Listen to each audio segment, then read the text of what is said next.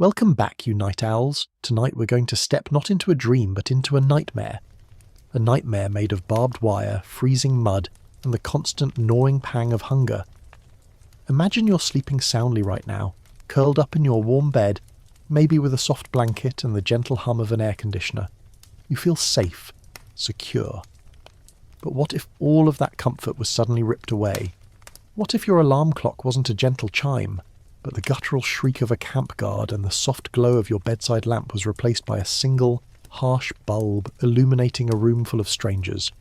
You'd wake up disoriented, terrified, and you probably wouldn't survive this. Not even for 24 hours. The mental and physical shock would be too much.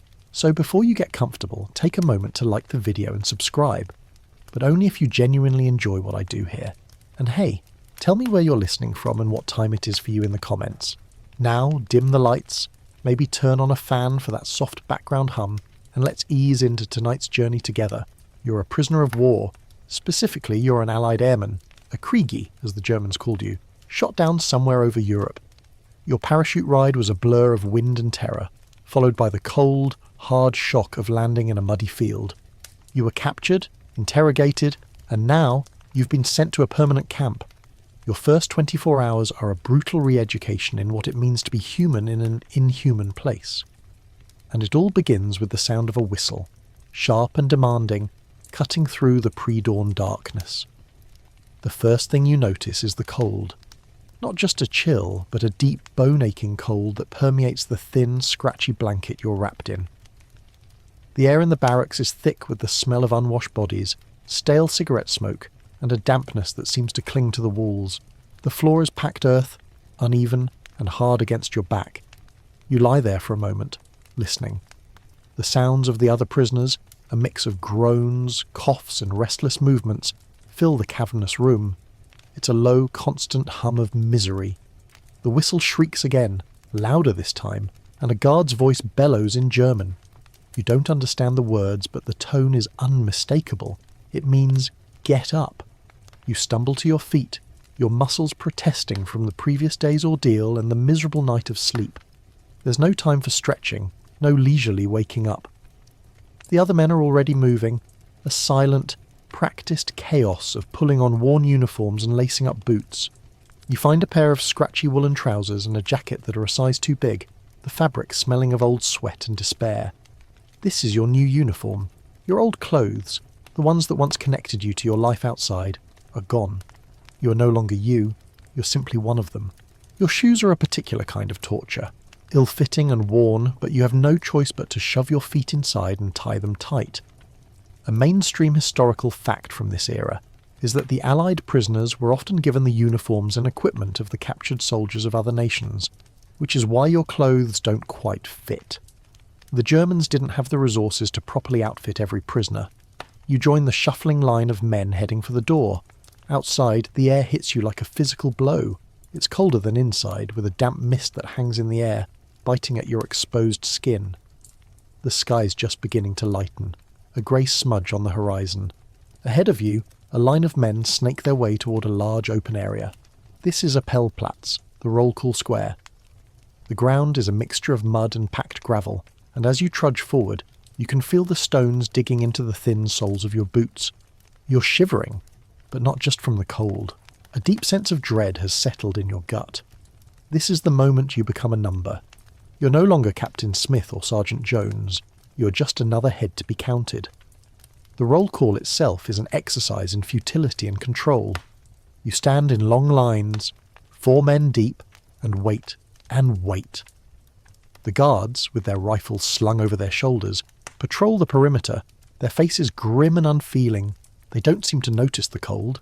You, however, are acutely aware of it. The wind whips through your thin jacket and your fingers are already going numb. This is a subtle form of punishment. The longer they make you stand there, the more you suffer, and all for a simple count. The Germans were obsessed with keeping an accurate count, but the process was deliberately slow and inefficient. It's not about the count, it's about the degradation. It's about showing you who's in charge. Historians still argue whether this was a deliberate policy of psychological torment or simply a consequence of German bureaucracy and a lack of resources, But for you, standing there in the cold, it feels very deliberate indeed. Your stomach rumbles, a hollow ache that has been there since you arrived. You haven't had a proper meal since your capture. The hunger is a constant companion, a dull background noise to all your other sensations. The thought of food, any food, is a powerful distraction. You catch yourself daydreaming about a simple slice of bread, a hot cup of coffee. Your mind conjures up the smell of bacon frying, the warmth of a full belly. But you quickly snap back to reality. There is no bacon here. There is only the cold, the mud, and the endless line of men. A quirky or fringe tidbit from this time is that some prisoners would collect the crumbs from their meagre bread rations and, using a tiny piece of wood, would use the crumbs to create tiny, intricate sculptures. A pointless act, perhaps, but a way to hold on to a shred of humanity and creativity in the face of such overwhelming misery. It's a small, quiet act of defiance, a whisper that says, "You can take my freedom, but you can't take my mind." You see a man next to you, a pilot from some squadron you don't recognize, with a grim determination on his face. He's not shivering, not outwardly at least. He's just staring straight ahead, a small, almost imperceptible smile playing on his lips. You wonder what he's thinking about. Maybe he's dreaming of a warm fire, or maybe he's plotting something. The count finally finishes, and with another barked command, you are dismissed.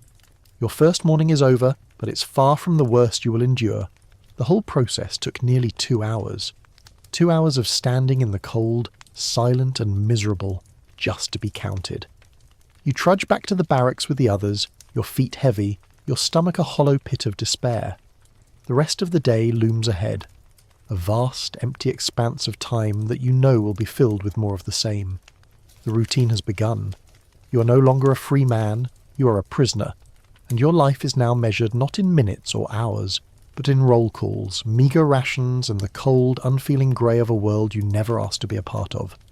You step back into the barracks, the cold from outside clinging to you like a shroud.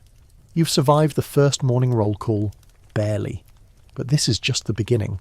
The next 24 hours, and indeed the rest of your time here, will be a series of tests. Tests of your body, tests of your mind, and most of all, tests of your will to survive. You think of your family, your home, the life you left behind. The images are already starting to fade, replaced by the grim reality of the present.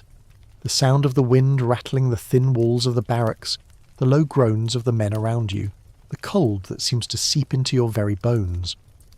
You find a small vacant spot on a bunk, a stack of wooden boards with a single thin mattress of straw. You sit down, pulling your knees to your chest, trying to conserve some warmth. This is your new home.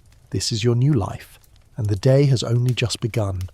The cold has a way of working itself into your bones, doesn't it? It's not the kind of cold you feel when you step outside for a moment in winter, the kind that makes you want to hurry back inside for a cup of tea. No, this is a pervasive, all-encompassing cold that feels like it's living inside you, dulling your senses and slowing your thoughts. After the morning roll call, the men trickle back into the barracks, but there's no rush to get warm. There is no warmth to be had. Instead, you find a spot on your bunk and try to rest, but the feeling of being perpetually watched, of never being truly alone, keeps your mind racing. You're constantly aware of the guards in their towers, the patrols outside, the silent, suffering presence of the men all around you. As you sit there, you start to notice the details of your new home. The barracks is a long, low wooden building, with rows of 3-tiered bunks lining the walls. There's a single, bare light bulb hanging from the ceiling, casting a weak, yellowish glow. The air is thick with the scent of unwashed bodies, a smell that you'll never truly get used to, a constant reminder of the lack of dignity and sanitation. You look around at the other men, and you see a microcosm of the war. There's a young American pilot, no older than 20, his face gaunt and pale. There's a British sergeant with a permanent grimace etched into his features. And there's a French aviator, who seems to have a perpetually haunted look in his eyes.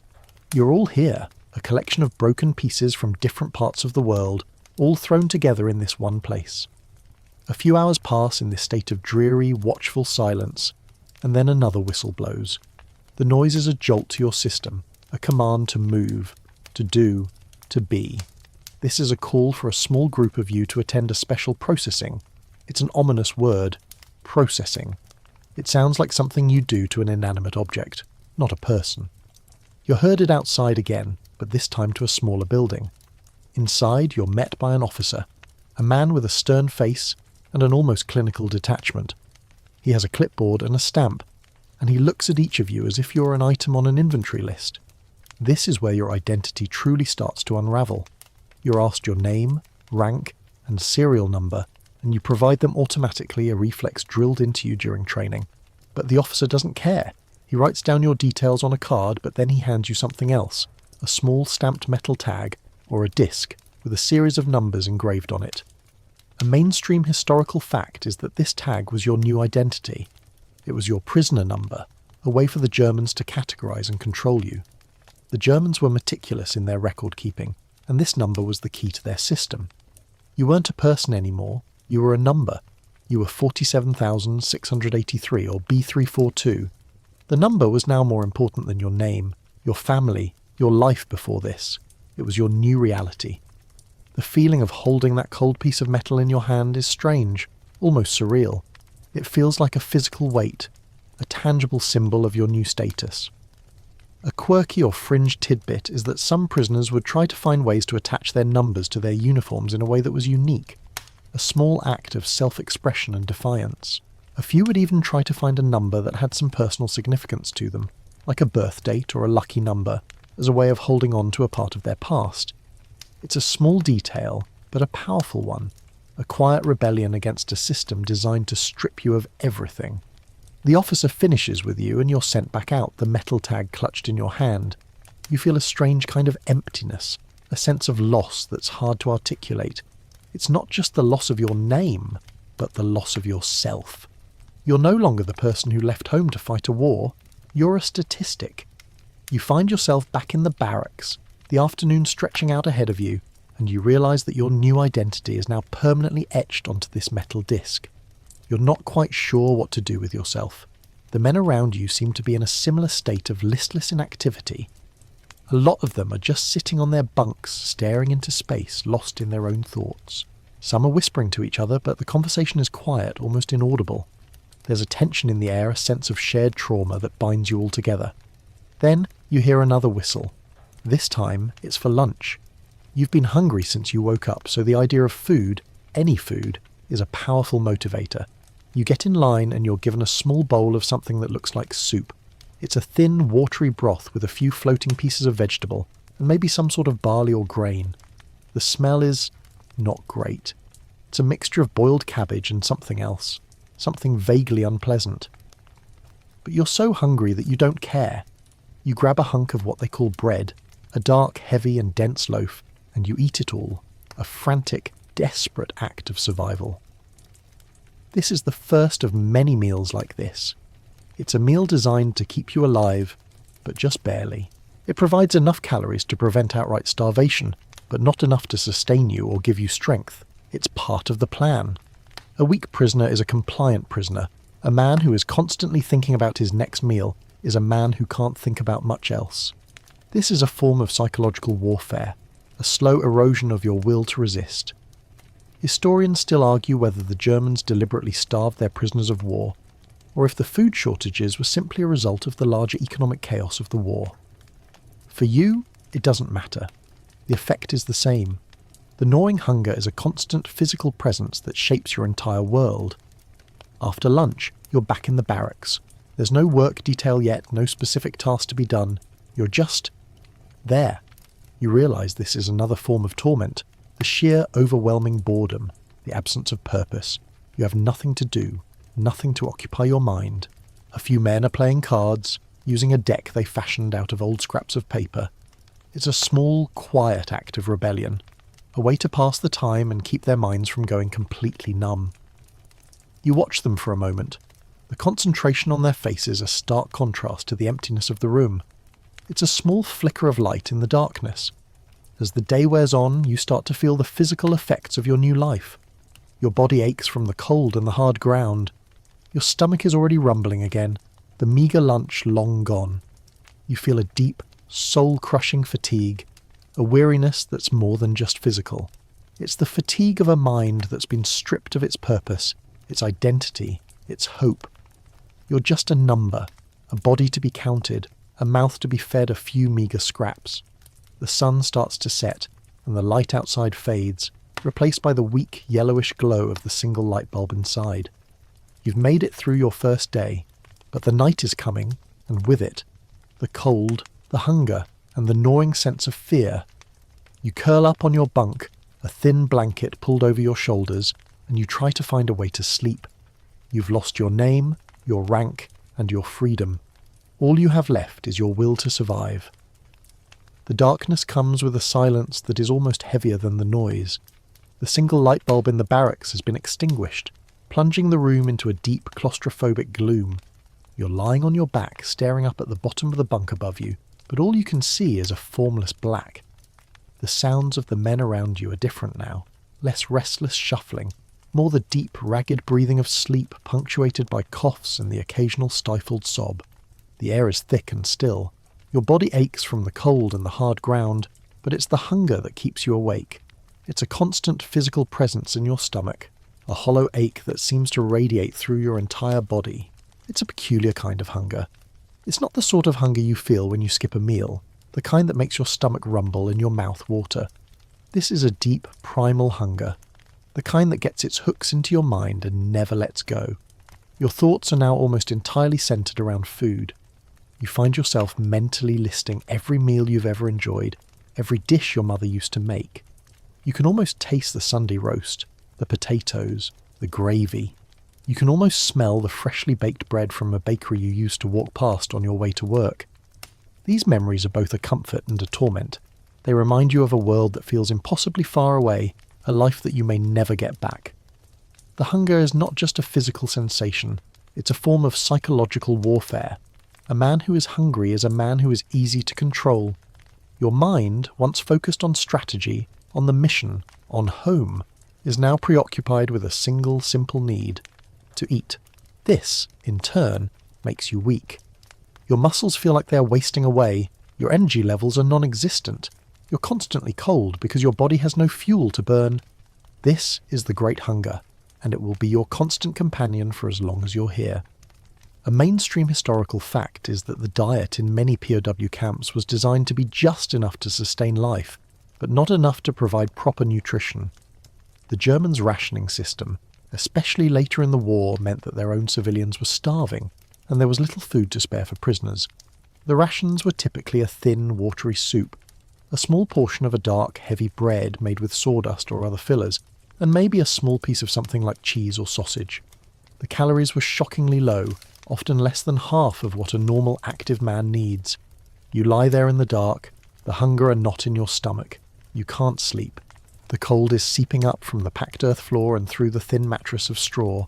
The only thing you can do is try to conserve your energy, to make your body burn as little as possible. You pull the thin blanket tighter around you, curling into a ball. You think about the food, you think about the bread. Even the awful sawdust-filled bread from lunch now seems like a feast. You wonder what tomorrow's meal will be. More of the watery soup, probably. You wonder if you'll ever eat a good meal again. This is a thought that you have to push out of your mind. It's a dangerous thought, one that can lead to despair. You have to hold on to the hope that this won't last forever. The hunger also changes your relationship with the other men. You're all suffering from it, and it can bring you together, a shared misery that creates a strange kind of bond. But it can also create a new, unspoken kind of tension. You'll see it in their eyes, the way they look at each other's rations, the way they hoard a small piece of bread for later. A quirky or fringe tidbit is that some prisoners would use their meagre rations to play games. They would, for example, save a small piece of their bread, and using their limited imagination, would describe what the bread would be if it were a different food. One man might say, "This is a slice of my mother's apple pie." Another might say, "This is a piece of prime roast beef." It was a way of using their minds to trick their stomachs, a small, desperate game of make-believe. Historians still argue whether the extreme starvation in some of the camps was a result of deliberate cruelty or simply a consequence of the total war that Germany was fighting. For you, the debate is academic. The reality is the same. The hunger is real, and it is a constant physical and mental torment. It's an erosion of your humanity.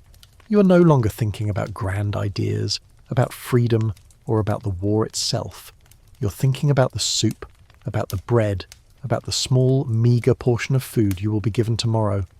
Your world has shrunk to the size of a ration card. You start to notice other things too. The way the men's bodies have changed in just a short amount of time. Their faces are gaunt. Their eyes seem to have sunk deeper into their sockets. Their uniforms, already ill-fitting, now hang loosely on their frames. You look at your own hands in the dim moonlight filtering in through a small window. Your knuckles are more prominent, your fingers look thinner. You're a different person now. The person you were before, the person who was well-fed and strong, feels like a ghost. As the night deepens, you finally drift off into a fitful, shallow sleep. Your dreams are, predictably, about food.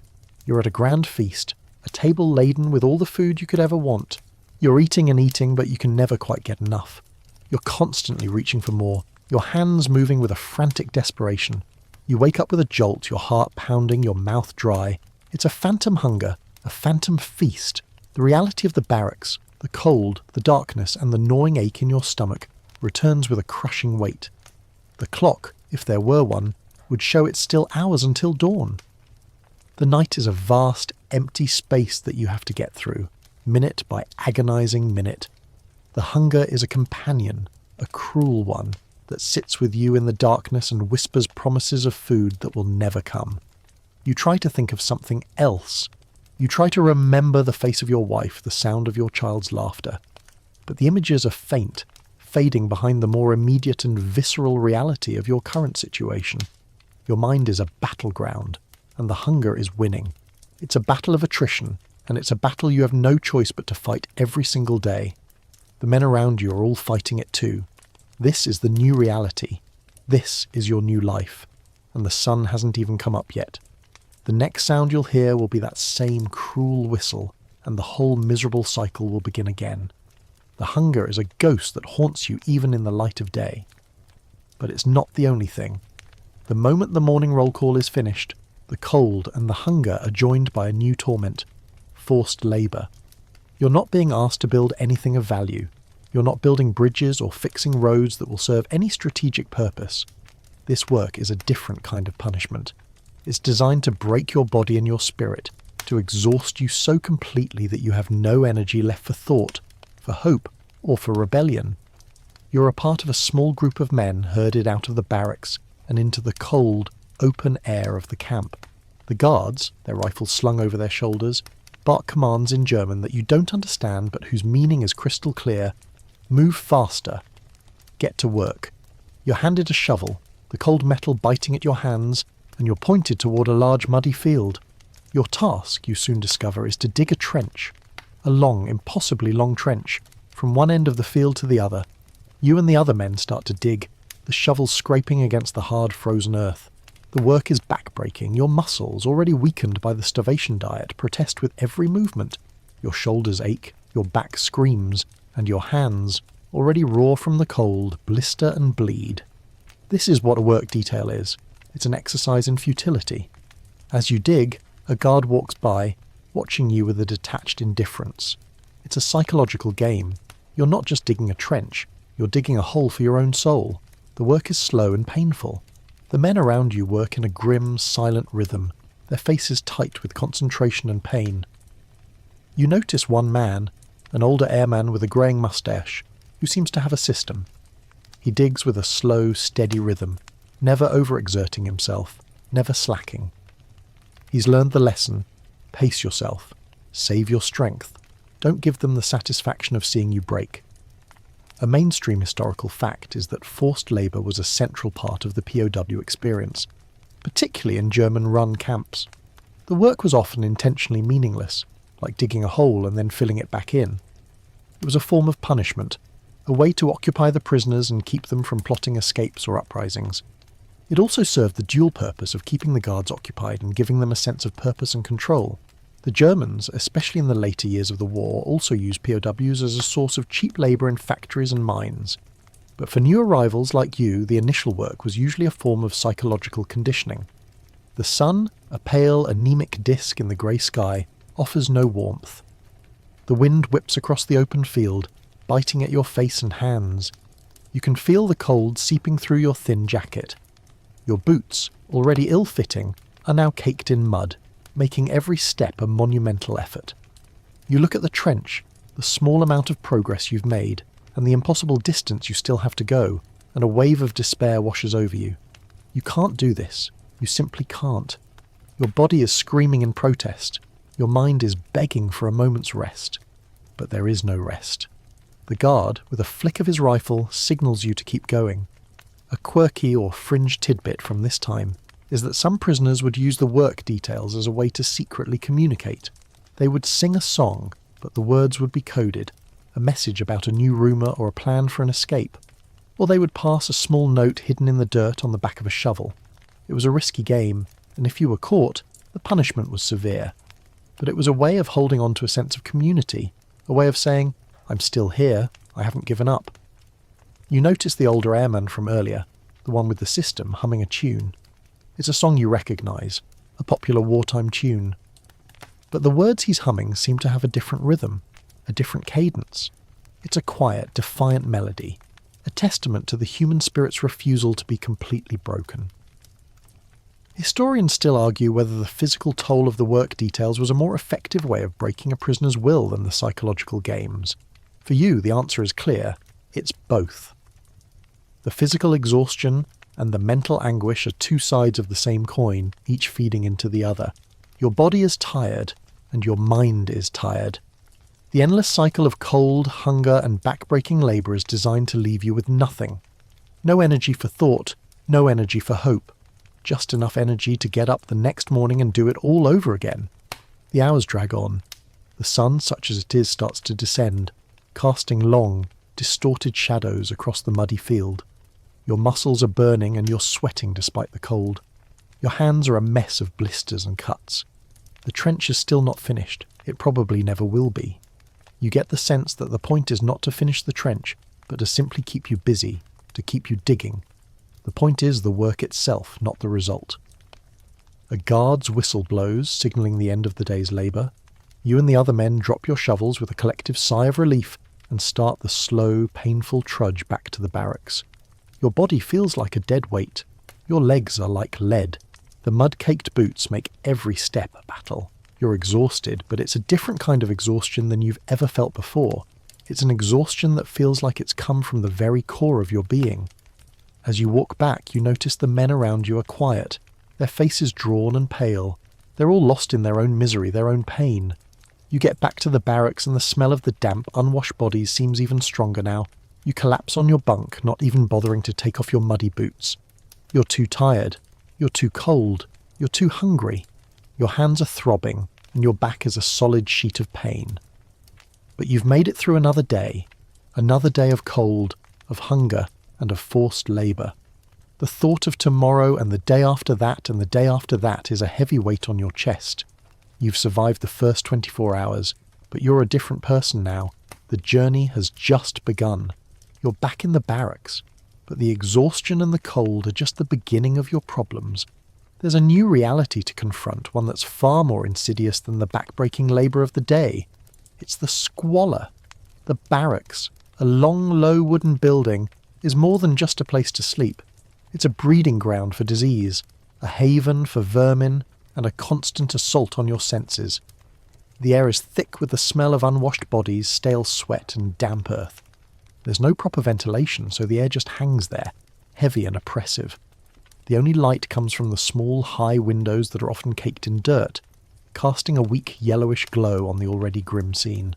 The bunks, 3 tiers of wooden planks with a thin mattress of straw, are your only refuge. But even here there's no escape. The straw is a home for lice and fleas, and you can feel them crawling on you at night. The wood is splintered and rough, a constant source of small cuts and scrapes that can easily become infected in this environment. There is no privacy, no personal space. You are shoulder to shoulder with a dozen other men, and you can feel their every movement, hear their every cough, and smell their every breath. This constant proximity to so many people, all of them weakened and malnourished, is a recipe for disaster. A mainstream historical fact is that the lack of sanitation and hygiene in POW camps was a major cause of death and disease. The The Germans had little to no resources to spare for their prisoners' well-being, and even if they had, the prevailing attitude was one of indifference, if not outright hostility. The result was a breeding ground for infectious diseases like typhus, dysentery and tuberculosis. These diseases would sweep through the camps, taking a devastating toll on the already weakened prisoners. You'll quickly learn that a simple cold can become pneumonia, and a small cut can lead to a fatal infection. The latrines are a particular kind of horror. They are typically a deep trench with a wooden plank laid over it, often overflowing and swarming with flies. The smell is stomach-churning, and the lack of privacy is humiliating. You have to go, and so you do. But it's a desperate, miserable act done as quickly as possible. There's no toilet paper, no running water, and no way to properly wash your hands. This is why disease is so rampant. The germs are everywhere, and they are spreading from person to person with terrifying efficiency. You realise that your personal hygiene, once a simple and unconscious part of your daily routine, is now a luxury you can no longer afford. The constant battle with vermin is another part of the daily grind. The barracks are infested with rats and mice, and you can hear them scuttling in the walls at night. Sometimes you'll see a large rat scurrying across the floor and you'll flinch, a primal fear rising in your throat. The lice are a different kind of torment. They're in your hair, in your clothes, in your bunk. You can feel them crawling on you, and the constant itching is a maddening, relentless distraction. It's impossible to get rid of them. You can try to pick them off, but they always come back. They are a constant physical reminder of your degradation, a sign that you are living in a place that no human being should ever have to endure. A quirky or fringe tidbit is that some prisoners would use their ration of soap, which was a precious commodity, to try to create a kind of vermin trap. They would shave off small pieces of soap and mix it with a piece of stale bread, hoping to attract and poison the rats. It was a futile effort, but it was a way of fighting back, of taking some small measure of control in a world where you had none. The other men would watch them with a grim fascination, a shared acknowledgement of the absurdity of their situation. Historians still argue whether the Germans' neglect of sanitation in the camps was a deliberate act of cruelty, or simply a result of their incompetence and the chaos of the war. For you, the debate is academic. The reality is the same. The squalor is a physical and psychological torment, a constant reminder of your loss of dignity and humanity. You're no longer living in a home, you're living in a cage, and this cage is filled with the constant threat of disease and the relentless assault of filth. You're forced to live in conditions that would be unacceptable for an animal, and you're expected to do so without complaint. You look around at the other men, and you can see the effects of the squalor on them. Their faces are pale and drawn, their skin is sallow, and their eyes are perpetually tired. They're all scratching at their arms and legs, a silent chorus of itching and discomfort. You realise that you're just like them. Your skin is raw, your hair is greasy, and you feel a perpetual sense of uncleanliness. You would give anything for a hot shower, a clean change of clothes, a simple moment of cleanliness and privacy. But those things are a distant, impossible dream. As the day turns into night, the lack of light only seems to magnify the misery. The rats become bolder. The itching from the lice becomes more intense. You try to sleep, but it's a constant battle against the cold, the hunger, and the overwhelming sense of filth. You can feel the sickness starting to take hold in some of the men around you. You hear them coughing, a deep rattling cough that sounds like it's coming from their very soul. You know that it's only a matter of time before it starts to spread. You're all living on borrowed time, and the camp, with its filth and its disease, is the grim reaper that waits for you all. You've now survived your first full day in the camp. You've experienced the cold, the hunger, the back-breaking labour, and the squalor. You've lost your name and your dignity. You've been reduced to a number and a body. But you've also seen small acts of defiance, tiny glimmers of hope. The men playing cards, the coded humming of a song, the futile vermin traps. These are the things that will keep you alive. They are the small reminders that you are still human, that your spirit has not yet been broken. But as you lie in the dark, scratching at an insistent itch, and listening to the rats scuttling in the walls, you know that the battle has just begun. The physical hardships are obvious, a constant gnawing presence. The hunger, the cold, the exhaustion, they're all you can think about. But as the days turn into a monotonous blur of roll calls and labour, You start to realize that the true battlefield isn't the muddy field or the cramped barracks. It's your mind. The Germans, or more accurately the system they've created, are experts in a different kind of warfare, psychological. They don't just want to break your body, they want to break your spirit. They want to make you apathetic, docile, and completely without hope. You've noticed it in the small things, the way the guards never look at you, but past you, as if you're not even there. The way the officer in charge of your processing called you by your number, not your name. The lack of a clock or a calendar, which makes every day feel like an eternity, and every week a vast, formless expanse of time. The simple absence of any kind of news from the outside world. You don't know who's winning the war, you don't know what's happening at home, and you don't know when or if. This will all end. This vacuum of information is a powerful tool. It allows your mind to fill in the blanks with the worst possible scenarios. You start to imagine your family forgetting you, your country losing the war, the world moving on without you. These thoughts are like a slow mental poison, and they are far more debilitating than the hunger or the cold. Another insidious tactic is the constant low-level humiliation. The lack of privacy, the shared latrines, the ill-fitting clothes, the way you're treated as a subhuman. All of it is designed to strip you of your dignity, to make you feel worthless. This is a crucial step in the process of breaking a prisoner. If you can make a man feel like a piece of dirt, it's much harder for him to remember that he's a man at all. A mainstream historical fact is that this kind of psychological warfare was a key part of the Nazi philosophy. They believed that by dehumanizing their prisoners, they could make them easier to control and justify their cruel treatment.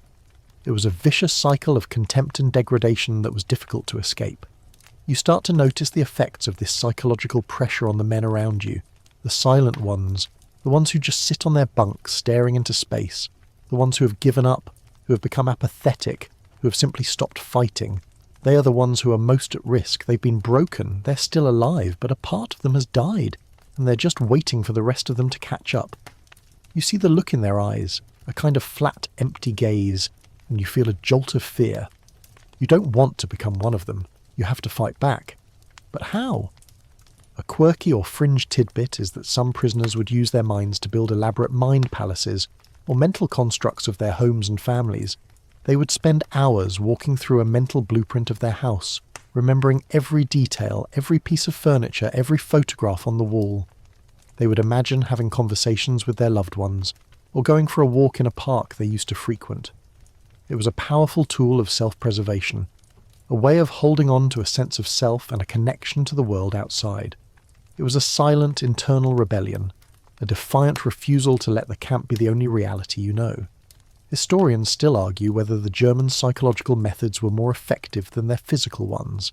For you, the answer is that they worked together, hand in hand, like a pair of brutal dancers. The physical exhaustion makes you more susceptible to the psychological torture, and the mental anguish makes the physical pain seem even worse. It's a closed loop of misery, and it's almost impossible to escape. You start to feel your own will eroding, a slow, imperceptible wearing away of your determination. You're no longer thinking about grand escapes or triumphant returns. You're thinking about the next meal. You're thinking about the next roll call.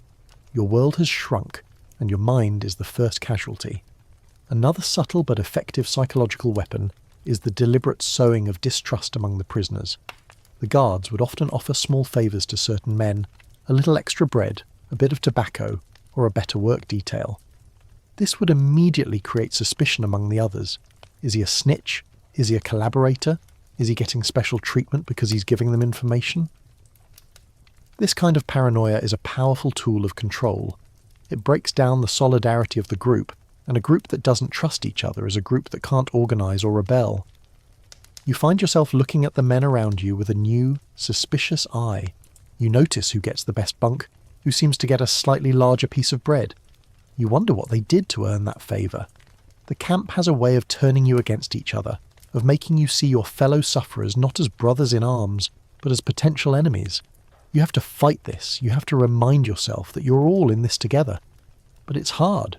The hunger is real, and the thought of an extra piece of bread is a powerful temptation. As the sun sets and you're back in the barracks, the psychological battle intensifies. The darkness and the silence are a breeding ground for your fears. You're alone with your thoughts, and your thoughts are dark and terrifying. You remember the face of a guard, his cold, empty eyes. You remember the sound of a whip and a man's scream. You remember the feeling of that metal tag, your number, and the loss of your name. These memories, these terrors, are a constant presence, and they are far more frightening than any physical pain. The camp is not just a physical prison, it's a mental one, and you have to find a way to escape from both, or you'll be lost forever. In a world designed to crush you, every small act of defiance becomes a monumental victory. After the psychological games, the hunger, and the back-breaking labour of the day, you're left with a profound sense of powerlessness. But you're not alone. You're a part of a community of men who are all fighting the same war. A war waged not with guns and planes, but with ingenuity and a quiet, unyielding will to survive. This is where you start to notice the existence of an intricate, unwritten system that runs parallel to the official one. It's a shadow world, an underground economy that operates on a currency of whispers, favours, and most importantly, cigarettes. You first become aware of it during the brief, listless hours after your work detail and before the final roll call of the evening. A man you don't recognise, an older British pilot with a weathered face, sidles up to you. He doesn't say anything, but he makes a small, almost imperceptible gesture with his hand, a quick flick of his fingers. It's a signal. He wants to trade. You have nothing to trade, you think. You have nothing but your ill-fitting uniform and your metal number tag. But he's not looking at your clothes. He's looking at you, a new face, a potential new source of goods or information. He pulls out a small bent piece of wire, a piece of something that he shouldn't have, and he whispers a question in a mix of broken English and German. It's not about food, it's about a pencil. A pencil? You wonder what he needs a pencil for. This is your introduction to the black market. A mainstream historical fact is that in every POW camp, an intricate system of bartering and smuggling emerged. The currency was often cigarettes, as they were one of the few items that had a consistent high value. They could be smoked for a momentary escape, or, more practically, used to trade for everything from food to tools to information. A single cigarette could get you an extra piece of bread. A pack could get you a piece of wire or a small tool that could be used for an escape attempt. The men who controlled this market were often the ones who had been in the camp the longest, who knew the guards and the system, and who had a network of contacts on the outside. The pencil, you learn, is not for writing, it's for drawing a map. The man you met is part of a small, secret group of men who are plotting an escape. They need a pencil to sketch out the guards' patrol routes, the location of the towers, and the layout of the fence. This is a life-or-death mission, and they're willing to trade a precious piece of wire, probably from a fence or a piece of machinery, for a simple pencil. The value of an object is no longer determined by its cost, but by its utility. A piece of wire that can be bent into a tool is worth more than a piece of bread. A pencil that can draw a map is worth more than a week's rations. A quirky or fringe tidbit is that some prisoners became masters of their crafts, creating intricate pieces of art or tools out of found objects. One man might be a skilled carpenter, able to turn a piece of driftwood into a small carved bird. Another might be a tailor, able to mend and patch uniforms in exchange for a few cigarettes. These skills, once a hobby or a profession, now became a vital part of the underground economy, a way of earning currency and respect in a world where both were in short supply. The men who had these skills were often highly sought after, and they held a special place in the camp's hierarchy. You watch as the man barters with another prisoner, a French pilot who has somehow acquired a small, almost microscopic piece of charcoal. They haggle, not with words, but with a series of quiet gestures and glances. The Frenchman wants the wire, but he also wants something else, a small hollowed-out piece of wood that the older pilot has. The wood, it turns out, is a container for a smuggled map, a map of the surrounding area that was passed from one prisoner to another. The trade is made, a silent exchange of goods and secrets, and you're left with a profound sense of awe. This is a world that you didn't know existed, a world that is running right under the noses of the guards. Historians still argue whether the underground economy was a force for good or a force for ill in the camps. On the one hand, it allowed prisoners to acquire vital supplies and helped to maintain a sense of community and purpose. On the other hand, it created a new hierarchy, a class system based on who had what, and it could lead to exploitation and resentment. For you, the answer is that it's both. It's a desperate, messy, and necessary system that is a reflection of the world it was born from. It is a testament to the human spirit's ability to adapt and to find a way to survive, even in the most inhospitable of places. The black market is also a powerful tool for hope. The men who are involved in it are not just trading goods, they're trading information. They're hearing rumours about the war, about the location of other camps, about the possibility of an escape. A rumour, no matter how small or unlikely, can be a powerful thing. It's a flicker of light in the darkness, a whisper that says, "This won't last forever." You hear a rumour that the Russians are advancing, that the Americans have landed in France, that the end of the war is near. You don't know if any of it is true, but just hearing it, just having that glimmer of possibility, is enough to keep you going for another day. As the evening wears on, and the last of the light fades from the sky, you're left with a new perspective on your situation. You're not just a prisoner, a number, a body to be counted. You're a part of a community, a silent, secret network of men who are fighting back in their own way. You're a part of the underground economy, a part of the escape plots, a part of the whispers and the rumours that give you hope. The camp is not just a prison. It's a living, breathing organism, and you are a part of its complex, secret life. You curl up on your bunk, the cold and the hunger still there, but now a new feeling has joined them. It's a feeling of purpose, of being a part of something bigger than yourself. It's a feeling that will keep you alive. The quiet world of bartering and coded whispers is a necessary part of survival, but it doesn't exist in a vacuum. It lives under the constant shadow of official punishment, a brutal system designed to crush any hope of rebellion. You see the evidence of this system every day, in the form of a solitary confinement block that stands apart from the rest of the barracks. A grim and foreboding structure that the men in the camp simply call the cooler. It's a place you hope you never see from the inside, a place where your quiet acts of defiance, your secret trades, and your rebellious thoughts could lead you. The first time you see a man taken to the cooler, it's for a simple infraction. During morning roll call, a young airman, a kid no older than 20, sways on his feet from exhaustion and hunger and faints. The guards, instead of helping him, drag him to his feet and accuse him of trying to avoid his work detail. He's then marched, stumbling and weak, toward the ominous building. He's not screaming, not crying, just moving with a kind of numb resignation. The other men watch in grim silence. This is a lesson for you, a lesson you won't soon forget. Even the smallest sign of weakness can be seen as an act of rebellion, and the consequences are swift and severe. The cooler is a place of psychological and physical torment. A mainstream historical fact is that solitary confinement was a common form of punishment in POW camps, used for everything from minor infractions to escape attempts. The cells were usually small, dark and unheated, with a bare floor and no furniture. The prisoners were given even less food than the normal rations and were often denied water. They would be left there for days, weeks, or even months, with no human contact, no light, and no way of knowing what was happening outside. The goal was to break them, to make them so desperate for human contact and a return to the normal life of the camp that they would be willing to do anything to get out. The thought of being in there is a new, a more primal fear. You're already cold and hungry, but the idea of being alone with your thoughts, with no one to whisper a coded song to, no one to share a piece of bread with, is a terrifying prospect. The psychological impact of solitary confinement, especially on a man already on the edge, is immense. It's a complete and total isolation, a stripping away of the last vestiges of your community and your humanity. You're left with nothing but yourself, and in a place like this that can be a truly terrifying thing, you hear rumours about what happens in the cooler, whispers of men who are beaten, of men who were driven mad by the isolation. You hear a story about a man who was left in there for so long that when he was finally released he couldn't speak, and could only make a strange, guttural noise. A quirky or fringe tidbit is that some prisoners would use their time in solitary confinement to train their minds. They would mentally walk through the blueprints of the camp, memorising every detail of the fence, the guard towers, the patrol routes. They would repeat the details of their escape plan over and over in their heads, committing them to memory.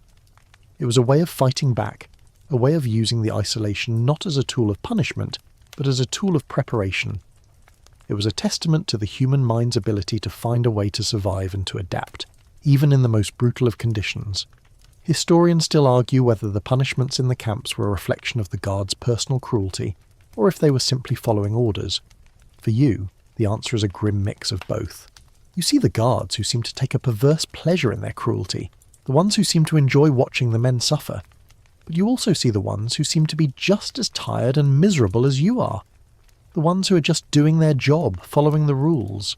The system itself is cruel, and it doesn't need a cruel man to enforce it.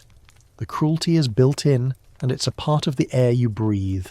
You also learn about other forms of punishment, ones that are more public and designed to serve as a warning to the rest of the camp. A man caught with a smuggled map, for example, might not be sent to the cooler, but instead be made to stand in the middle of the Appellplatz for hours, in the freezing cold or the burning sun, with a sign around his neck detailing his crime. The guards would often force the other prisoners to watch, a grim spectacle designed to remind you all of the consequences of rebellion.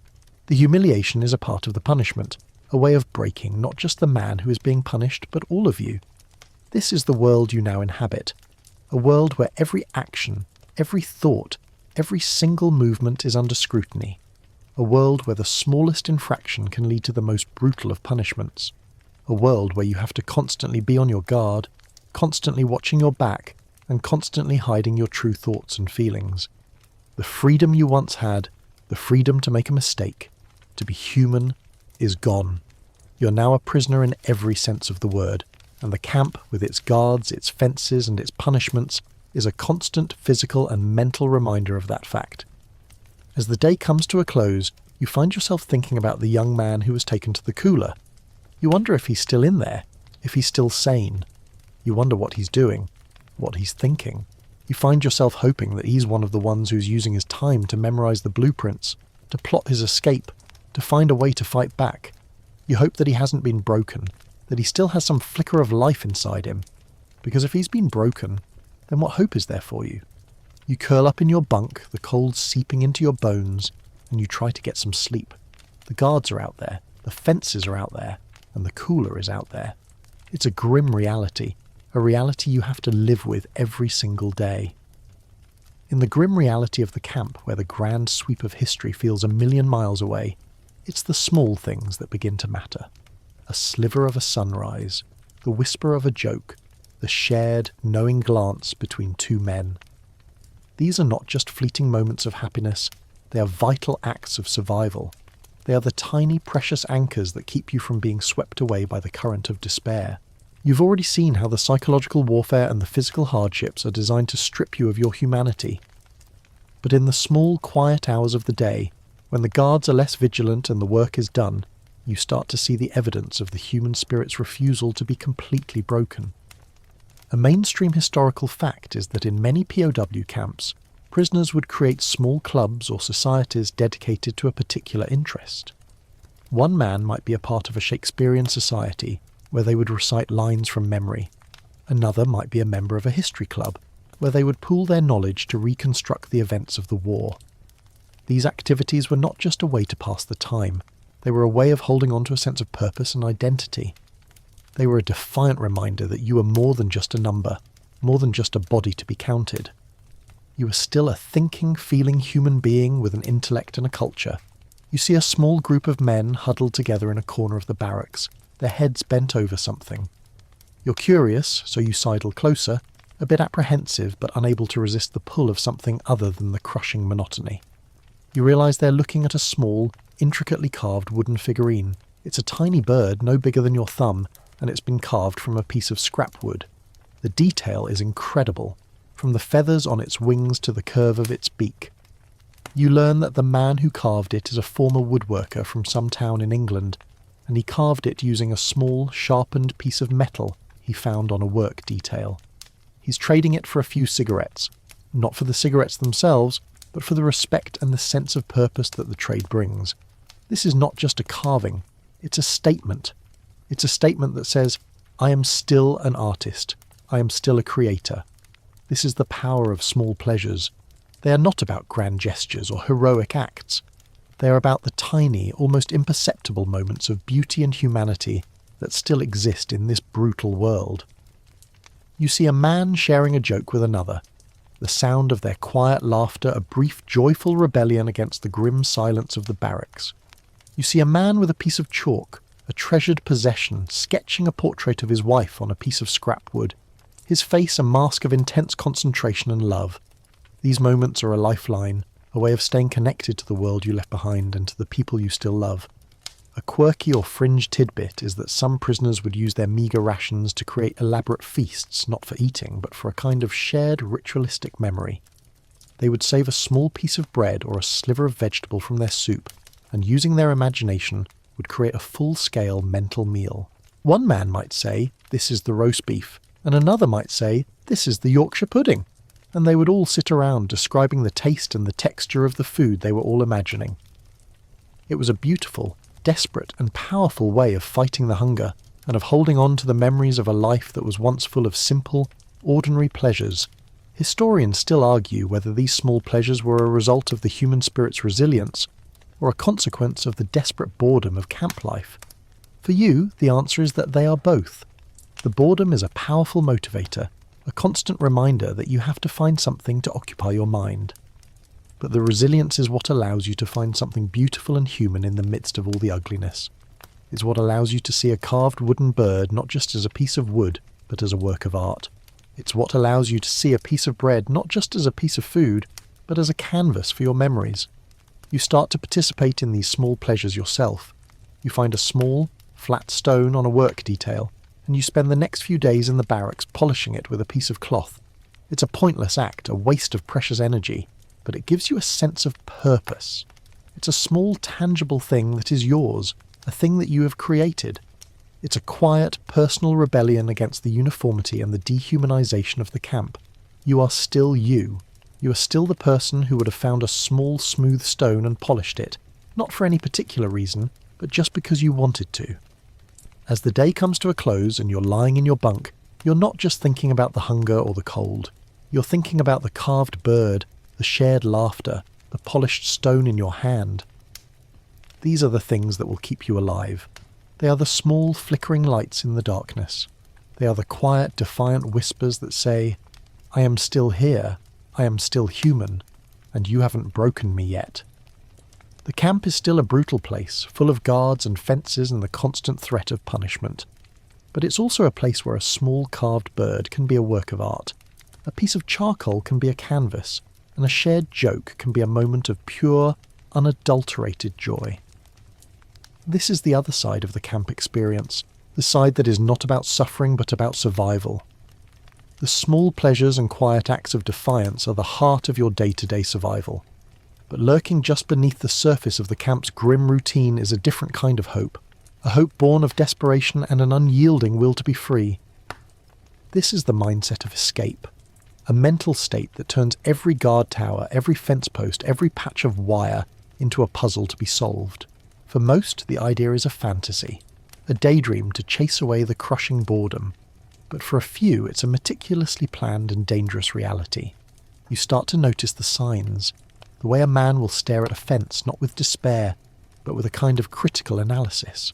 The way a group of men will huddle together, whispering not about food or the war, but about the number of guards on a specific patrol, the schedule of a new watchman, or the weak point in a particular section of wire. You've already had your first taste of this secret world with the man who wanted the pencil to draw a map.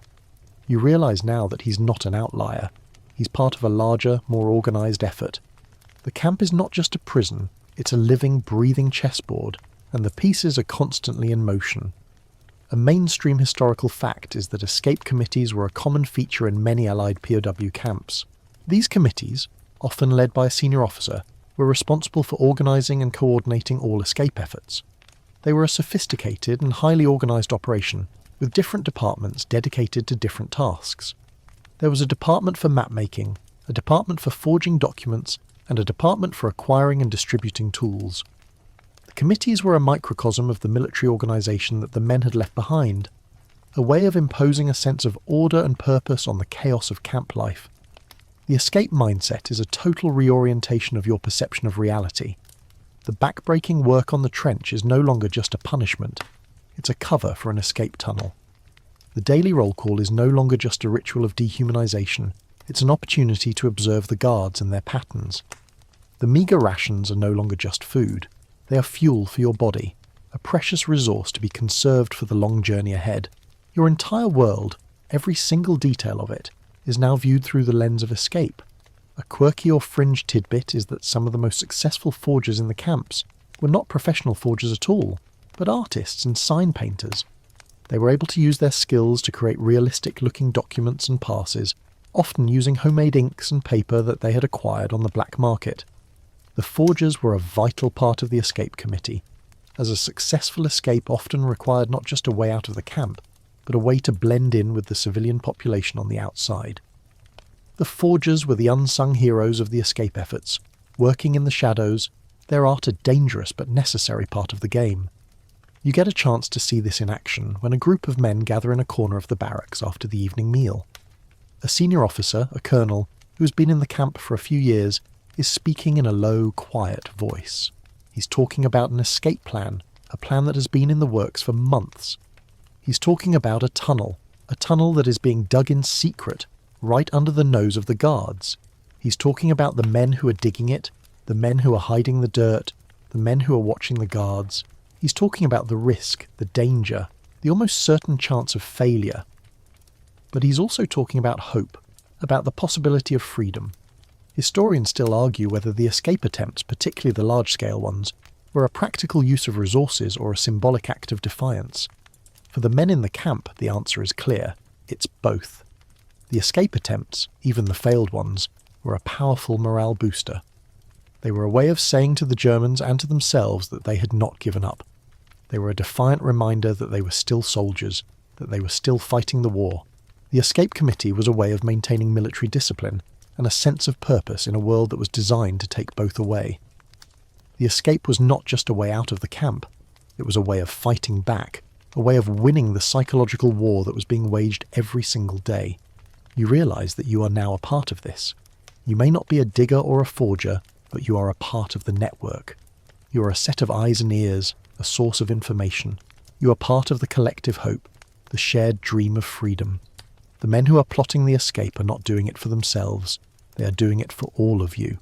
They are doing it to keep the spirit of rebellion alive, to keep the Germans from winning the ultimate battle, the battle for your soul.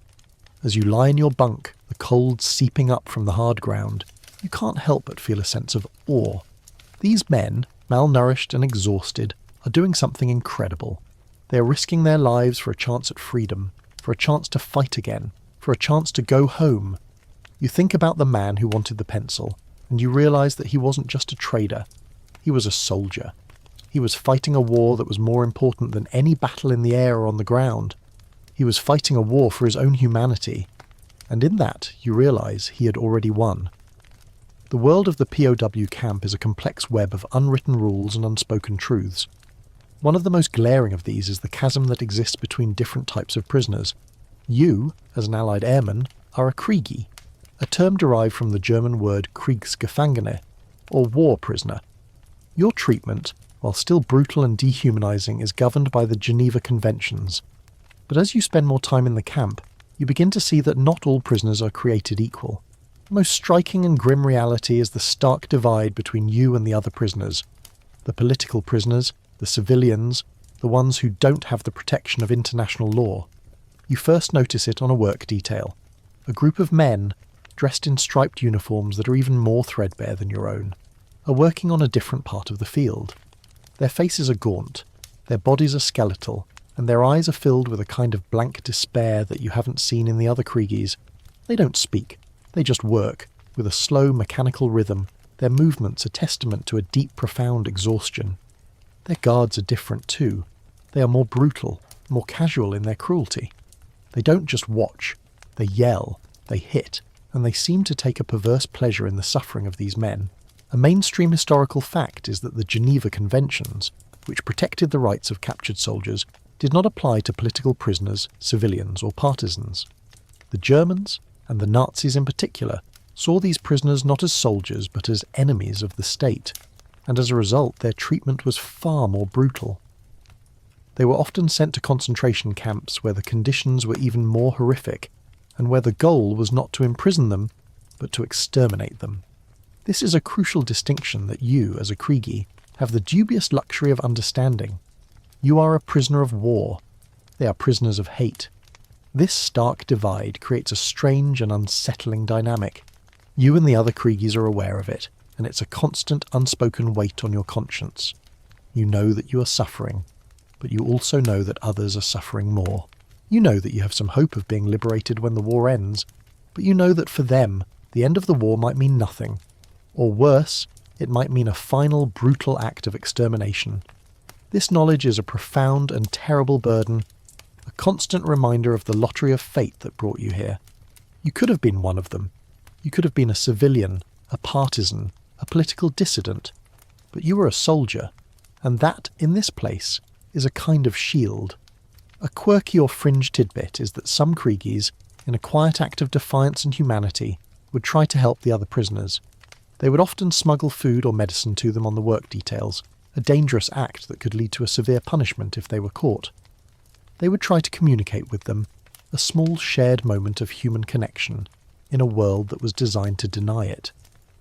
These were not grand, heroic acts, but small, almost imperceptible ones, a quiet whisper that said, "I see you. I know you are here, and I know you are suffering." Historians still argue whether the Allies could have done more to protect the rights of the non-combatant prisoners in the camps. For you, the answer is irrelevant. The reality is that the divide exists, and it's a testament to the fact that not all suffering is equal. The men in the striped uniforms are a constant living reminder of the true horror of this place, a horror that goes far beyond the cold, the hunger, and the back-breaking labour. They are the shadows of the camp, the ones who exist on the fringes, the ones whose stories will likely never be told. You and the other Kriegies are united in your suffering, but also in your status. You have a hierarchy, a system of command, and a shared culture. You have the escape committee, the black market, and the small pleasures that you find in your day-to-day life. You are a community, a strange and broken one, but a community nonetheless. The other prisoners have none of that. They are alone, a collection of individuals who have been stripped of everything, including their hope. You see it in their eyes, the hollow, empty gaze that you hope you never have to see in your own reflection. As the day comes to a close, and you're back in the relative safety of your barracks, you can't stop thinking about the men in the striped uniforms. You wonder who they were before they came here. A teacher, a baker, a father. You realise that they are just as human as you are, and that their suffering is just as real. But in this world, that doesn't matter. In this world, you are defined by the uniform you wear, by the colour of the star on your sleeve, and by the number on your tag. You are a Kriegie, and they are not. And that, you realise with a cold and terrible certainty, makes all the difference. You've seen the physical and psychological toll of the camp, but you've also started to understand the quiet, unyielding power of the human spirit. In a place designed to strip you of everything, the prisoners cling to the one thing that the Germans can't take away, their culture.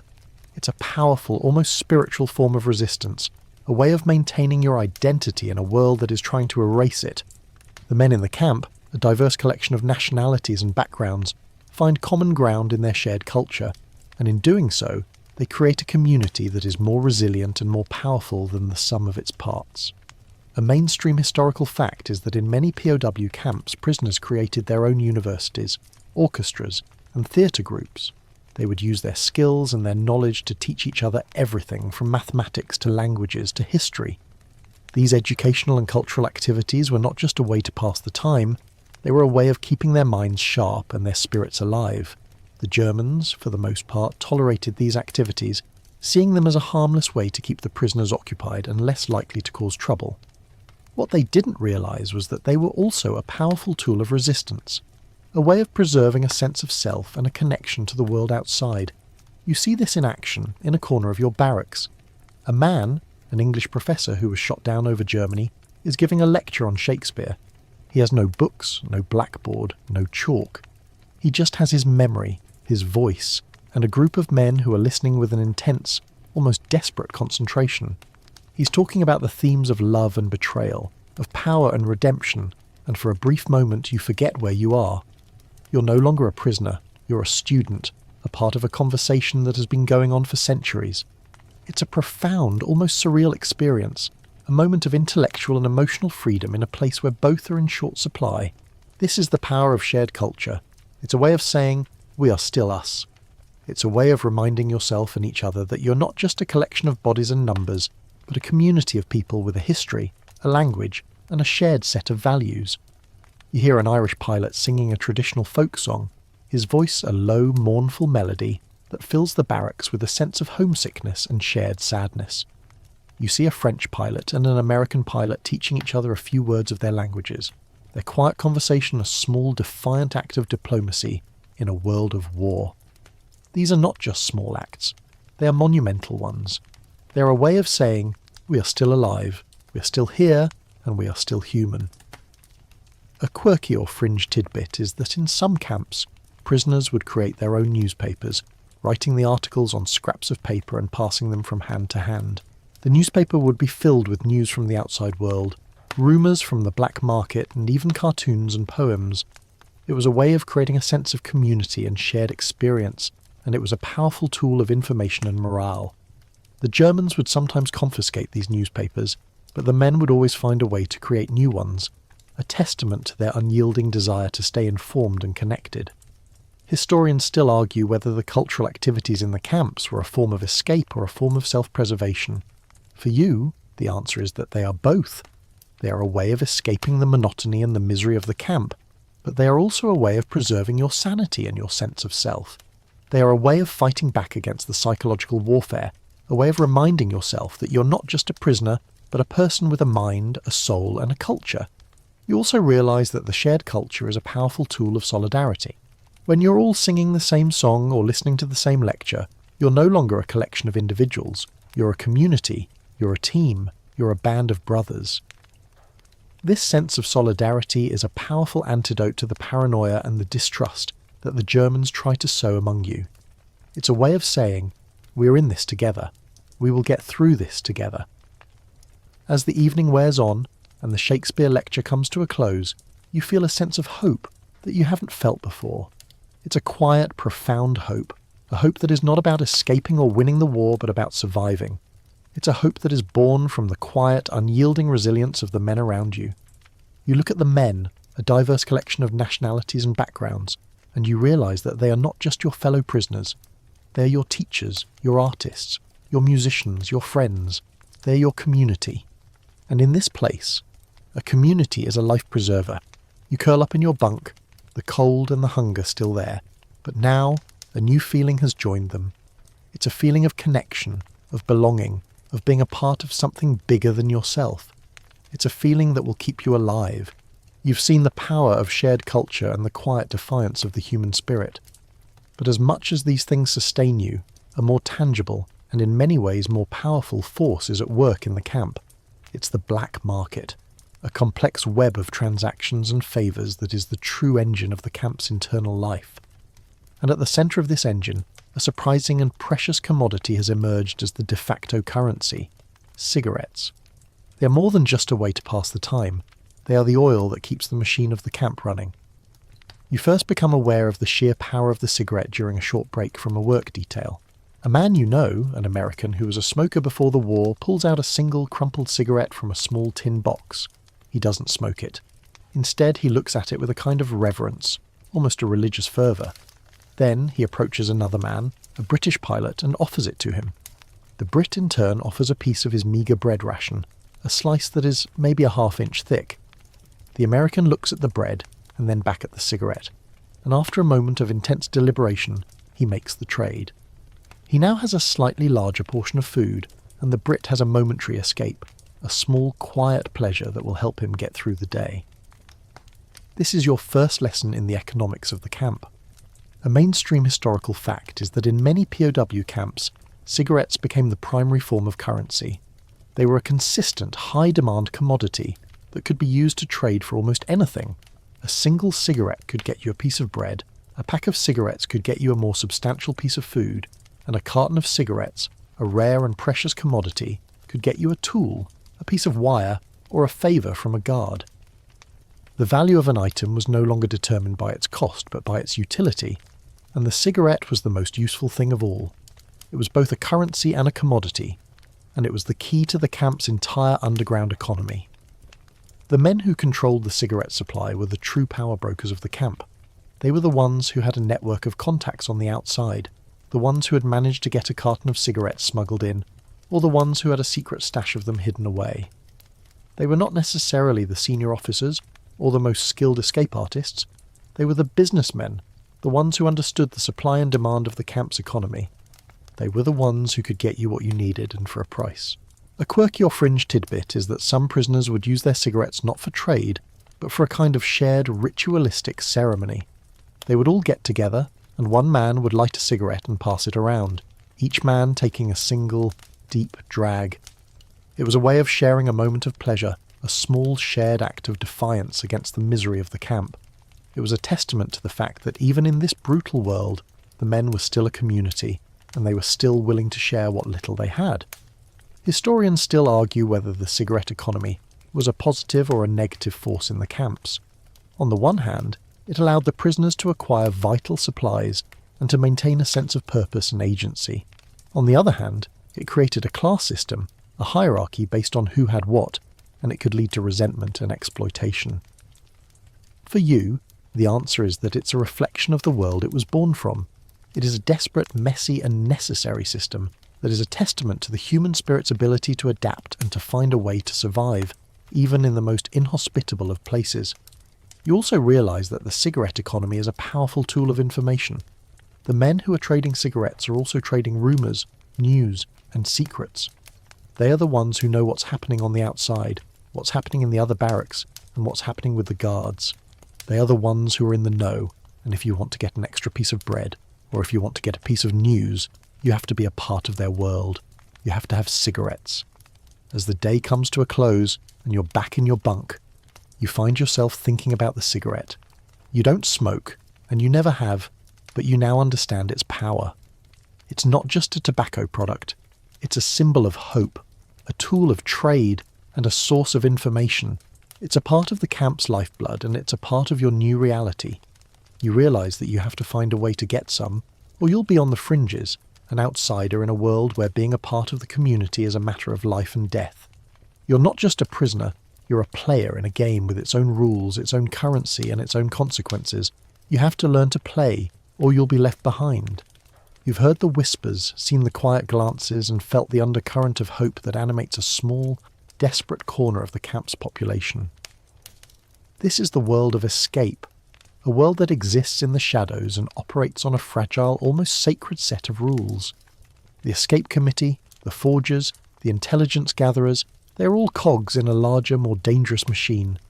And the most dramatic and audacious part of that machine, the one that captures the imagination and fuels the most desperate kind of hope, is the tunnel. You first learn about it not through a whisper, but through a small, almost imperceptible detail. You're on a work detail, and you notice a man, a senior officer who you know is a part of the escape committee, with a small amount of clay on his boot. It's a different colour than the muddy clay from the field you're working in. It's a darker, richer colour, a clay that you realise must have come from deep underground. He's not a clumsy man, and the clay on his boot is a tell. He's been in the tunnel. You realise with a jolt that the rumours are true. They're digging. A mainstream historical fact is that tunnel digging was a common and highly dangerous part of the escape efforts in many Allied POW camps. The tunnels were often dug with a combination of crude tools and a great deal of ingenuity, and they were a testament to the prisoners' unyielding will to be free.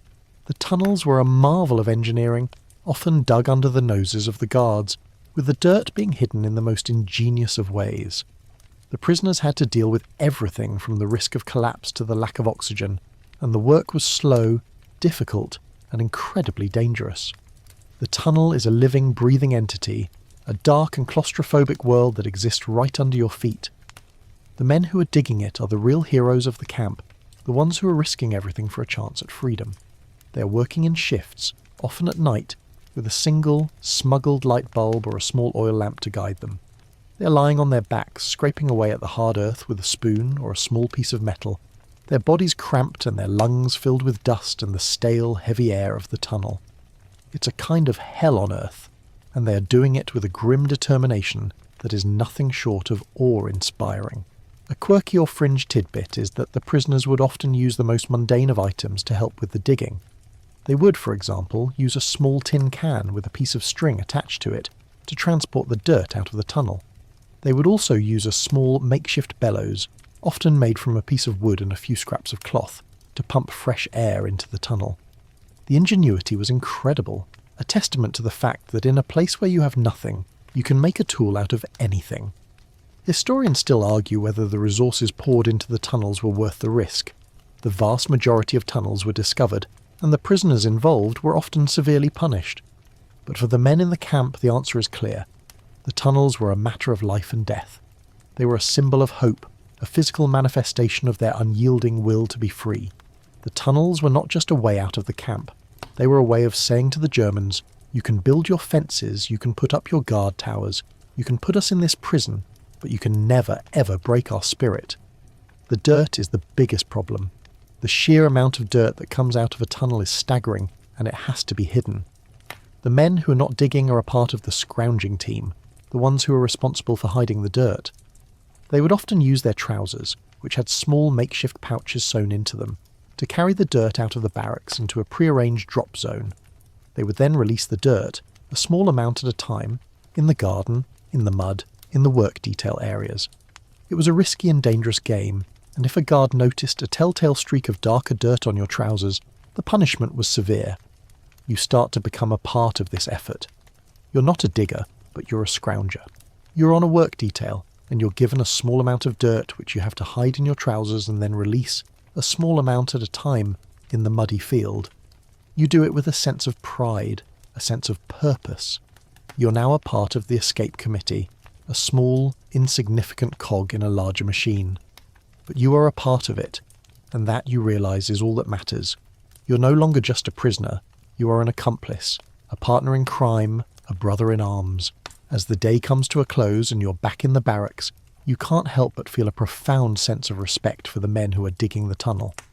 They are risking their lives for a chance at freedom, for a chance to fight again, for a chance to go home. You think about the man with the clay on his boot, and you realise that he wasn't just a man. He was a soldier. He was fighting a war that was more important than any battle in the air or on the ground. He was fighting a war for his own humanity. And in that you realise he had already won. The tunnel is a powerful symbol of hope, a physical manifestation of the dream of freedom. But for the vast majority of prisoners who are not part of the escape committee, survival is a more immediate, more mundane and more desperate concern. It's about food. The gnawing hunger is a constant companion, and the daily rations are a cruel reminder of how little you have. But in a place where resources are scarce, and a full belly is a distant memory, a new kind of creativity emerges, a creativity born of necessity, and a grim determination to make the most of what you have. This is the world of rations and recipes. You've already learned that the food is a thin, watery soup and a piece of dense, dark bread. It's a diet designed to keep you alive, but just barely. But over time, you start to see that the men in the camp have developed a complex system of making the most of what they have. They are not just eating, they are cooking. They are not just surviving, they are creating. They are turning the meagre rations into something more, something that is a testament to their ingenuity and their unyielding will to be human. A mainstream historical fact is that prisoners in many camps would often create their own recipes and cooking methods, using their meagre rations and any scraps of food they could get their hands on. The most famous of these was Kriegi bread, a dark, heavy and dense loaf that was often mixed with sawdust or other fillers to make it last longer. But there were also more complex recipes, often passed from man to man, a kind of oral tradition of culinary survival. The recipes were a powerful tool of self-preservation, a way of maintaining a sense of normalcy and a connection to the world outside. They were a way of saying, we may be prisoners, but we are still people, and we are still capable of creating something beautiful, even in the midst of this ugliness. Wouldnt. You watch a man, a former chef from New York, as he prepares his daily meal. He has a small tin can that he has somehow acquired, and he has a small makeshift fire that he has built out of a few twigs and a piece of cardboard. He takes his watery soup, and he adds to it a few pieces of vegetable that he has managed to trade for on the black market. He adds a few bits of bread, and he lets it all simmer together.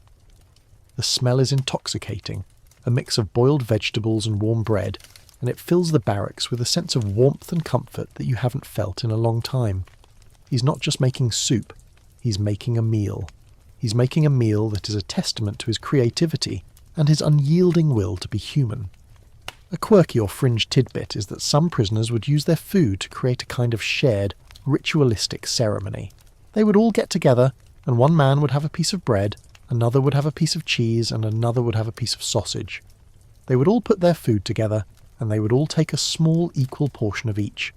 It was a way of sharing what little they had, a way of creating a sense of community and shared experience. It was a beautiful, desperate and powerful act of solidarity, a quiet whisper that said, "We're in this together. We will get through this together." Historians still argue whether the culinary ingenuity in the camps was a form of escape or a form of self-preservation. For you, the answer is that it's both. It's a way of escaping the hunger and the monotony of the camp, but it's also a way of preserving your sanity and your sense of self. It's a way of fighting back against the psychological warfare, a way of reminding yourself that you're not just a prisoner, but a person with a mind, a soul, and a culture. You also realise that the recipes are a powerful tool of information. The men who are trading food are also trading rumours, news, and secrets. The chef from New York, for example, is not just a chef. He's a power broker. He's the one who knows what's happening on the outside, what's happening in the other barracks, and what's happening with the guards. He's the one who is in the know, and if you want to get an extra piece of bread, or if you want to get a piece of news, you have to be a part of his world. You have to have something to trade. As the day comes to a close, and you're back in your bunk, you find yourself thinking about the chef from New York.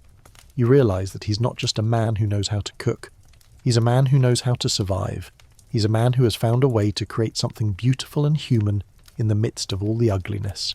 He's a man who is fighting a war that is more important than any battle in the air or on the ground. He's fighting a war for his own humanity, and in that you realise he had already won. The daily rhythm of the camp is a constant grinding cycle of hunger, cold, and labour. But as the seasons change and the days grow longer, a new, more powerful force begins to permeate the barracks. Hope. Not the small, quiet hope of a shared joke or a carved wooden bird, but a large, almost terrifying hope that the war is coming to an end. It's a hope that is both a blessing and a curse, a powerful motivator and a source of profound, agonising uncertainty. You first feel it in the whispers. The rumours, once a trickle, are now a flood. The men are talking about the Russians advancing on the Eastern Front, about the Americans and the British, pushing through France. They're talking about the sound of artillery fire in the distance, a low rumbling sound that is either the wind or the sound of your own freedom. The guards are different too. They are more nervous, more jumpy. They are less quick with a slap or a kick, and more quick to look over their shoulders. They are no longer the masters of this world.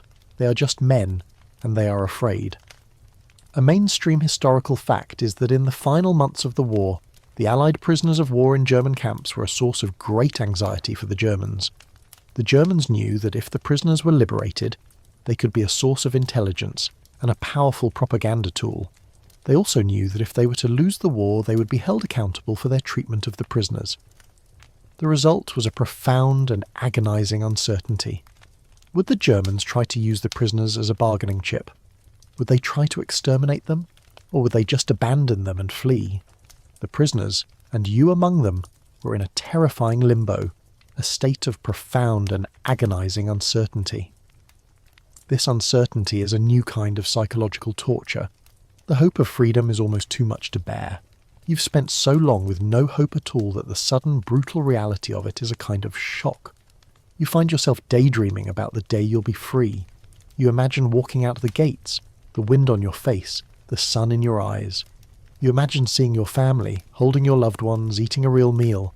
These daydreams are both a comfort and a torment, a reminder of what you have to lose, and a source of profound anxiety. What if the war ends, but you're not there to see it? What if something happens, and you're killed just days before your liberation? A quirky or fringe tidbit is that some prisoners, in a strange and macabre ritual, would create their own escape plans for the end of the war. They would have a bag packed with all the things they would need for the journey home. A piece of bread, a small bottle of water, a piece of wire to use as a tool. The bags were often a source of great humour and shared storytelling, a way of dealing with the profound uncertainty of the situation. They were a testament to the fact that even in this brutal world, the men were still a community, and they were still willing to share what little hope they had. Historians still argue whether the Germans' final acts toward the prisoners were a reflection of their personal cruelty or a consequence of the chaos of the end of the war. For you, the answer is irrelevant. The reality is that the end of the war is not a simple, clean break. It's a messy, violent and dangerous time. The guards are more on edge, the punishments are more severe, and the sense of impending chaos is a constant physical presence. You're not just a prisoner anymore, you're a political pawn, a valuable commodity that is worth more dead than alive. And that, you realise with a cold and terrible certainty, makes all the difference. You hear a rumour that the Germans are going to move the prisoners, that they're going to march you out of the camp and toward the German interior, away from the advancing Allied armies. The rumour is terrifying, a grim and brutal prospect. A forced march, with your malnourished body and your ill-fitting boots, in the cold of winter or the heat of summer, is a death sentence. It's a final brutal act of cruelty, a way of making sure that you never make it home. The men who are a part of the escape committee are now talking about a different kind of escape, an escape from the march. They're talking about finding a way to get away, to hide in the woods, to find a way to make it to the Allied lines. As the day comes to a close and you're back in your bunk, you find yourself thinking about the hope. It's a strange and powerful thing, a double-edged sword that is both a comfort and a torment. It's a reminder of what you have to lose and a source of profound, agonising uncertainty. You're no longer just a prisoner, you're a survivor, and you're in the final, most dangerous phase of the war. The battle is not over, and it won't be until you're safely home. You have to find a way to get there. The hope of liberation is a dangerous and powerful force, and it is quickly followed by the grim and terrifying reality of betrayal. The rumours that you heard in the camp have now become a brutal truth. The Germans are not going to leave you behind. They are not going to wait for the Allied armies to arrive. They are going to march you. The order comes down with a brutal, chilling finality. The camp is to be evacuated. All able-bodied prisoners are to be moved. The destination is unknown, but the meaning is clear. This is a death march. You're woken in the middle of the night, not by the usual whistle, but by the frantic shouts of the guards. The barracks are filled with a frantic, desperate chaos. Men are grabbing their meagre possessions, stuffing them into their pockets, trying to find their boots and their coats. There's a palpable sense of terror in the air, a sense of shared dread that is almost more suffocating than the cold. You're all a part of a collective nightmare, a final, brutal act of cruelty that is designed to make sure that you never make it home. A mainstream historical fact is that in the final months of the war, the Germans evacuated many of their concentration and POW camps, forcing the prisoners to march for hundreds of miles in the freezing cold and the sweltering heat. The prisoners were malnourished, exhausted, and sick, and the marches were a brutal, unforgiving ordeal. Thousands of prisoners died from exhaustion, starvation and exposure, or were shot by the guards for falling behind. The death marches were a final, desperate act of the German regime, a way of hiding the evidence of their atrocities, and a way of making sure that their prisoners never made it home. The march begins in the pre-dawn darkness. You're all herded out of the barracks and into the cold open air of the camp. The guards, with their rifles and their dogs, are more brutal and more on edge than you've ever seen them. They're shouting, pushing and kicking the men, a grim and brutal procession that is testament to the fact that their power is slipping away and they are terrified. You're all just a long, slow-moving line of misery, a grim and brutal procession that is a final, terrible act of war. The march is a physical and psychological torment. Your malnourished body, already weakened by months of hunger and cold, protests with every step. Your ill-fitting boots are a source of constant pain, and your feet are quickly covered in blisters and sores. The cold is a constant physical presence, and the wind whips at your thin coat, a grim and brutal reminder of your vulnerability. You're walking for hours, with no food, no water, and no rest. You're a human machine, a body that is being pushed to its absolute limit, and you are starting to break. A quirky or fringe tidbit is that some prisoners, in a strange and macabre act of defiance, would create their own escape plans for the march. They would try to find a way to get away from the main group, to hide in the woods, to find a way to make it to the Allied lines. The plans were often a source of great humour and shared storytelling, a way of dealing with the profound uncertainty of the situation. They were a testament to the fact that even in this brutal world, the men were still a community, and they were still willing to share what little hope they had.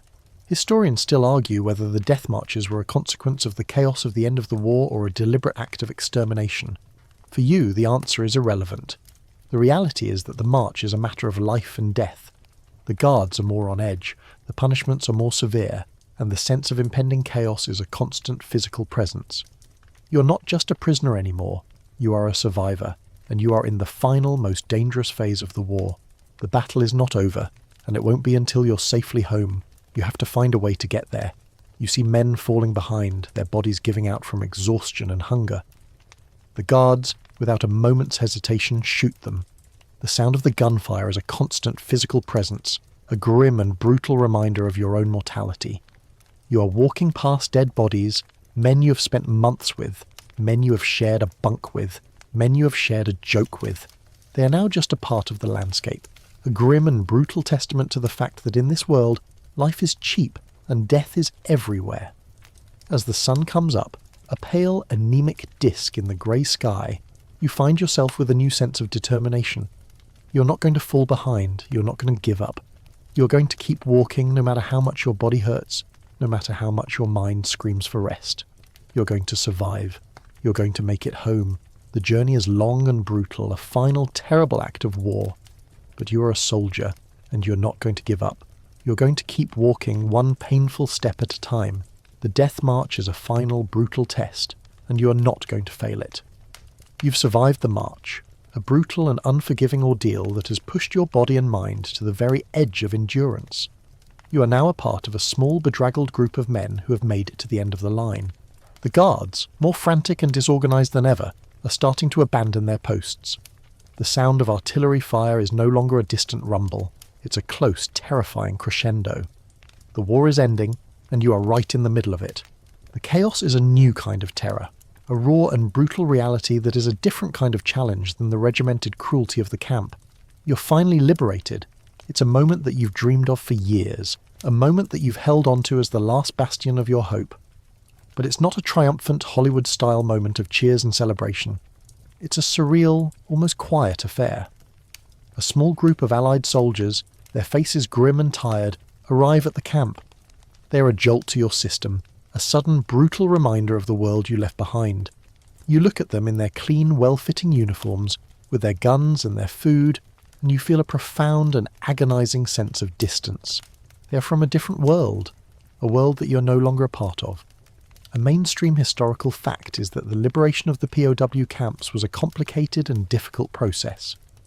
The prisoners were often in a state of extreme malnutrition and illness, and they had to be cared for with great caution.